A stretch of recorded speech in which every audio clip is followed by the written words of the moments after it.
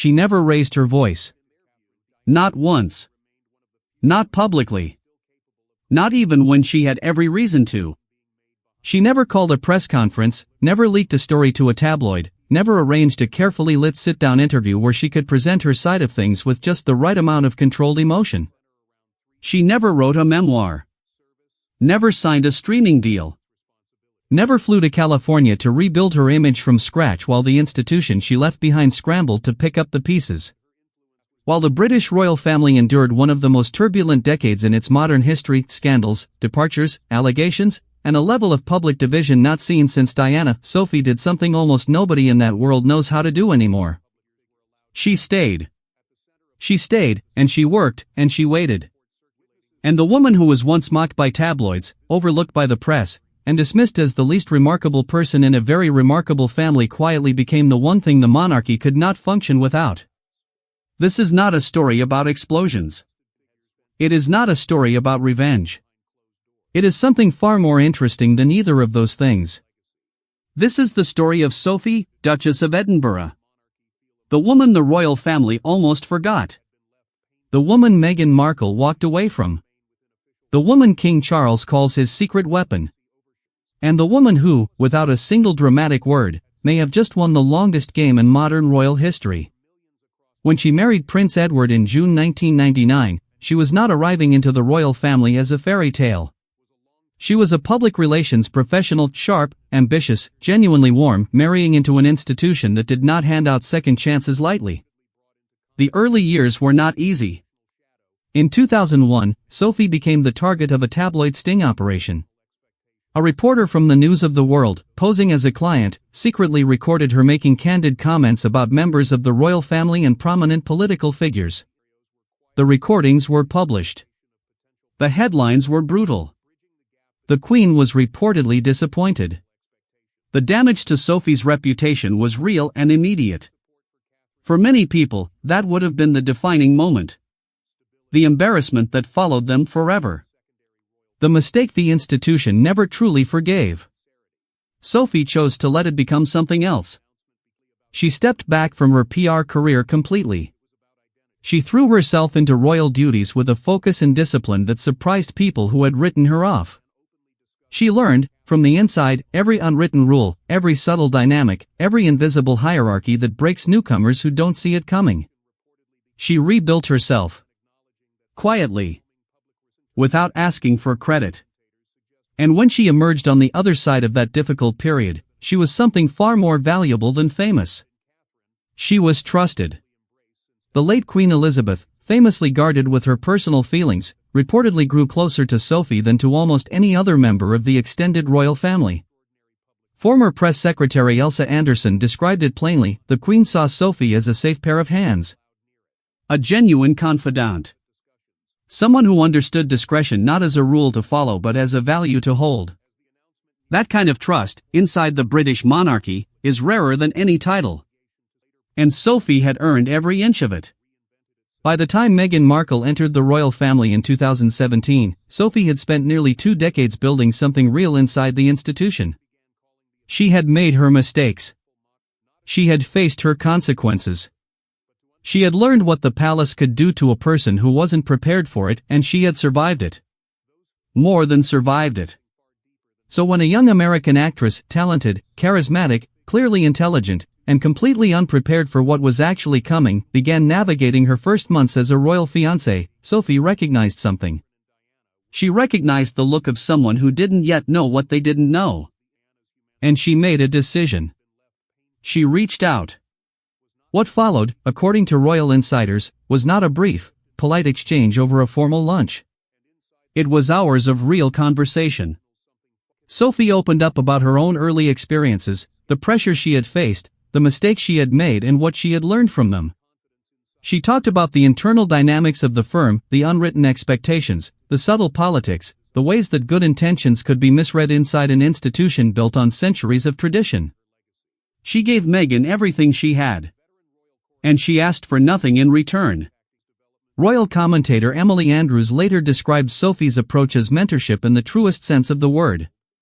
Sophie had seen it all, Andrews noted. When she saw younger women marrying into the royal family, she was genuinely willing to guide them through it, not as a formality, not as a political calculation, but because she remembered what it felt like to be the one who didn't know the rules yet. Before they parted, Sophie told Meghan something simple. "Call me. Any time. Whatever you need. I mean it." Then she went home. And she waited. The call never came. No message. No follow-up. No invitation to Frogmore Cottage where Meghan and Harry had settled in. Nothing that acknowledged the hours Sophie had given, the vulnerability she had shown, the genuine hand she had extended across what could have been a very significant bridge. Just silence. For most people, that would sting. For Sophie, a woman who understood better than almost anyone what it cost to rebuild trust once it was broken, it said something important about what was coming. Not with anger. Not even with judgment. Just clarity. Because on the other side of that silence, something very different was happening. Catherine, now Princess of Wales, had accepted Sophie's mentorship without hesitation. And if you wanted to understand the full weight of what Meghan had quietly declined, you only needed to watch Kate over the years that followed. Those early years for Catherine were not easy either. The scrutiny was relentless. The expectations were impossible. The British press could be breathtakingly cruel, and the weight of public attention on every appearance, every outfit, every expression was something that genuinely broke people. But Kate had Sophie. A steadying word before a state event. A hand on the back during difficult public moments. A friendship built slowly and deliberately on a foundation of genuine mutual respect. Sophie became, in the assessment of royal correspondents, one of the most quietly powerful influences on who Catherine became as a working royal. And who Catherine became was extraordinary. By most serious assessments, the Princess of Wales has grown into one of the most effective working members of the monarchy in a generation. Focused, disciplined, deeply committed, and capable of genuine emotional connection with the public, she is, in many ways, the future of what the institution wants to be. The Sophie effect, some called it. And all of it was available to Meghan Markle. She simply chose not to take it. Whether the choice was deliberate, whether it reflected a different vision for what her royal life would look like, or whether it simply got lost in the chaos of those early months, only Meghan knows. But the contrast, once visible, was impossible to ignore for people inside the palace. One relationship built in private, strengthened over years, never publicized, never performed. One offer extended and never returned. The ripple effects of that difference would take years to fully arrive. But they were coming. March 2021. Harry and Meghan sat down with Oprah Winfrey in a primetime interview broadcast to hundreds of millions of people worldwide. What followed was one of the most seismic media events in the history of the British monarchy. Allegations of racism within the family. Claims of mental health crises ignored by the institution. Stories of isolation, of cruelty, of a system that protected its image above the well-being of the people inside it. The royal family said almost nothing publicly. The official response was a single careful paragraph. But not every royal stayed completely silent. Shortly after the interview dropped, Sophie and Prince Edward sat down for their own press appearance. When a journalist asked them about the Sussex's Oprah interview, one of the most discussed television events of the decade, Edward turned to the camera with an expression of mild bewilderment. "Oprah, who?" Sophie laughed. "What interview?" 8 words. Delivered lightly. Casually. As though the whole thing were a minor inconvenience they hadn't quite registered. Here is what you need to understand about those 8 words. Sophie is not a careless woman. She is not someone who stumbles into moments like that. She has spent 2 decades mastering precisely the kind of public communication that looks effortless while being entirely intentional. That exchange was not a slip. It was not a joke that got away from her. It was a calculated, precisely delivered message aimed not at Meghan directly, but at the press, the palace loyalists, and the British establishment who needed to know where the lines were being drawn. We are not engaging. We are not validating. We are moving on. And the intended audience heard it exactly as it was meant. But across the Atlantic, and among those who had aligned themselves with Harry and Meghan's version of events, it landed very differently. 2 years later, royal author Omid Scobie published Endgame. The book, widely understood to reflect a version of events sympathetic to the Sussexes, covered a great deal of ground, but among its many claims, it turned a specific, unflinching eye on Sophie. Scobie described the Oprah, who, exchanges making Sophie and Edward appear, in his words, stuffy, tone-deaf at best, casually bigoted at worst. Casually bigoted. 2 words. Published. Distributed globally. Attached permanently to the name of a woman who had spent 22 years of her life carefully, painstakingly rebuilding a reputation that had once been in pieces. He went further. Scobie claimed that at the state funeral of Queen Elizabeth II in September 2022, one of the most watched royal events in decades, every frame of footage analyzed by millions of people worldwide, Sophie had deliberately ignored Meghan. Cold-shouldered her. And that Queen Camilla and Kate had followed suit.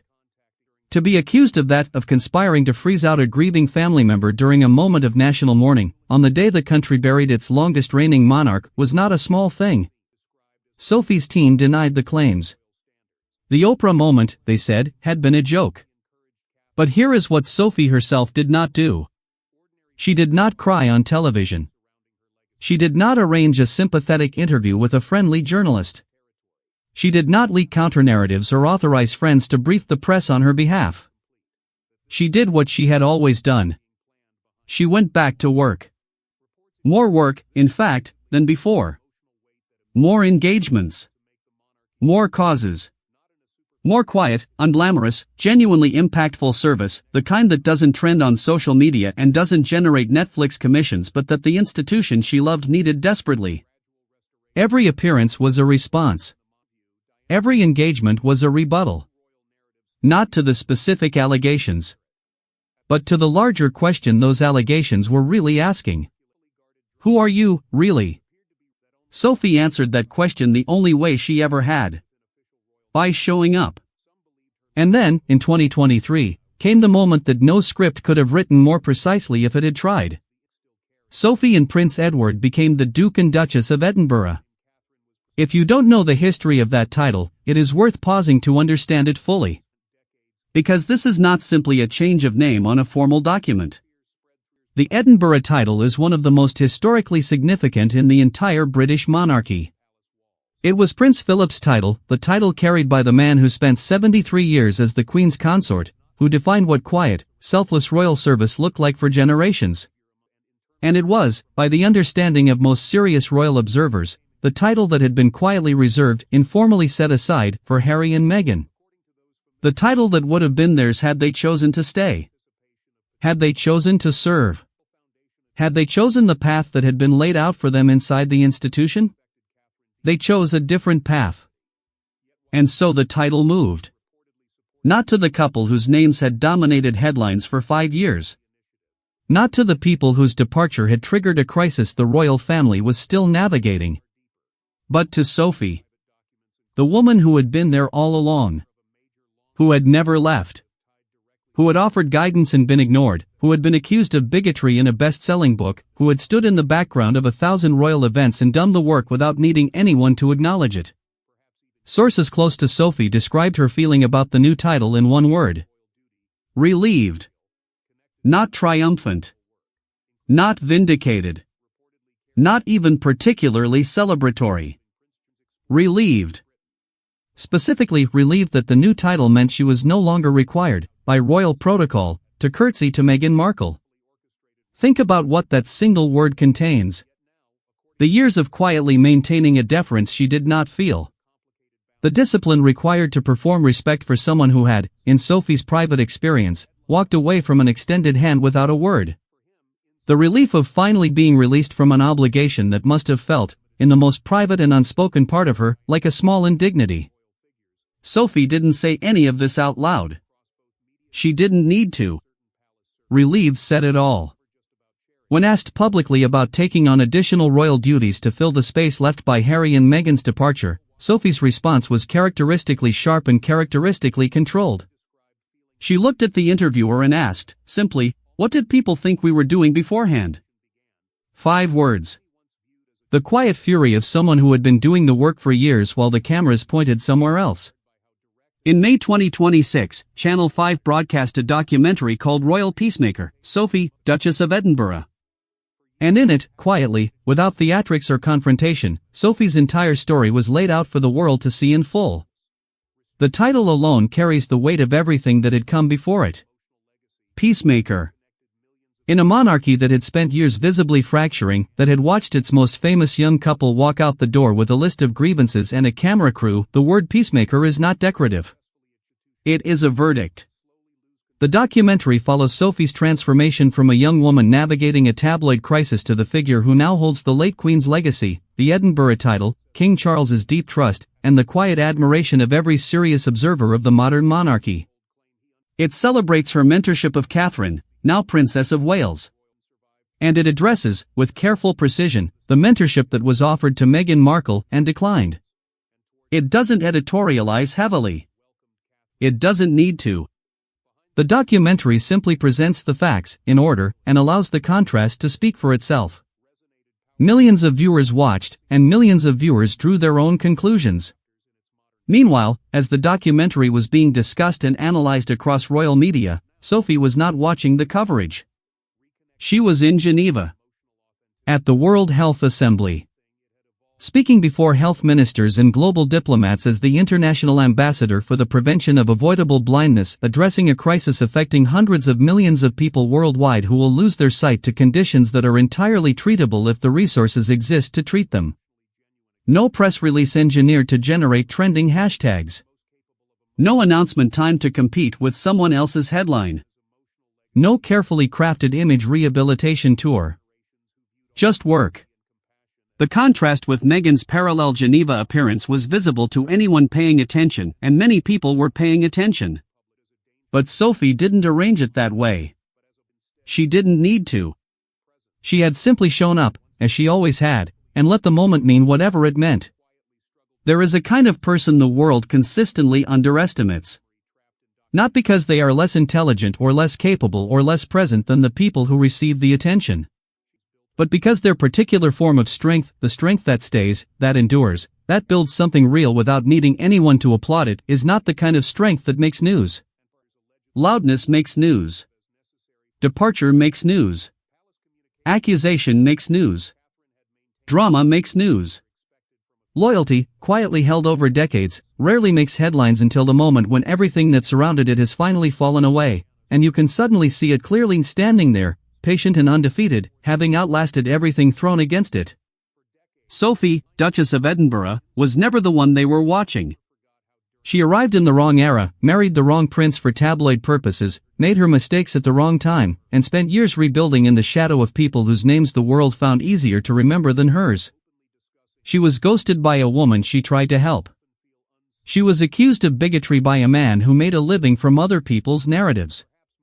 She was photographed 1,000 times at events where someone else's name was in the caption. And she never stopped. She carries the Edinburgh title, Philip's title, the title that was meant for others who chose differently. She carries the trust of a king. She carries the friendship of a future queen.